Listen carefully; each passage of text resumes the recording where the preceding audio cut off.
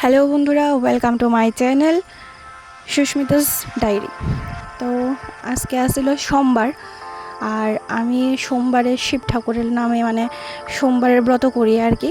সারাদিন উপবাস থেকে সেটা শিব ঠাকুরের পূজা করি। তো যার লেগা আমি আজকের থেকেই এই ব্লগটা স্টার্ট করছি। এই চ্যানেলে আমার প্রথম ব্লগ।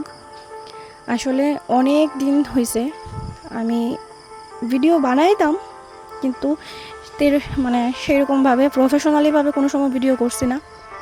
আর এক দুইটা ব্লগ আগে ছাড়ছিলাম আরেকটা চ্যানেলের মধ্যে, তো ওই চ্যানেলের মধ্যে তেমন গ্রো হয়েছে না।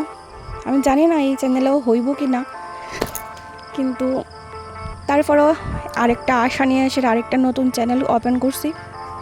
আর আজকে সোমবার, আমি শিব ঠাকুরের পূজা করতেছি।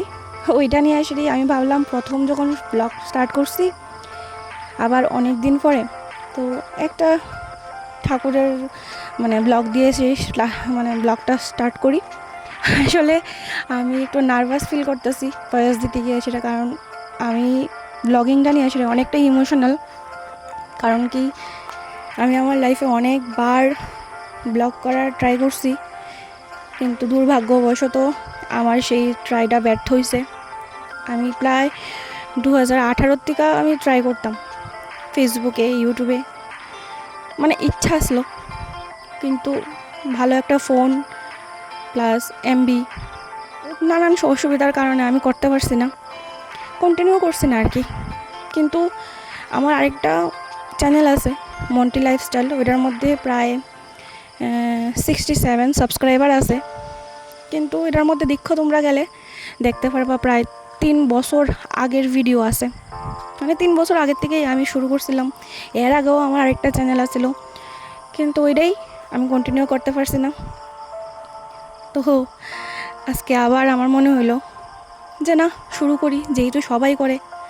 আমি যখন চিন্তা ভাবনা করছিলাম তখন হয়েছিল তখন আসছিল সালটা 2018, কিন্তু ওই তো কইলাম না, বিভিন্ন অসুবিধার কারণে হয়েছে না, বিভিন্ন ফাইন্যান্সিয়াল অসুবিধার কারণে বা ভালো একটা ফোনের কারণে হয়েছে না। আমার বিয়ের আগের থেকেই, এখন বিয়ে হয়েছে, আমার হাজব্যান্ড আমার ফোন গিফট করছে, তারপরেও আমার হয়েছে না প্রায় অনেকটা দিন ধরেই।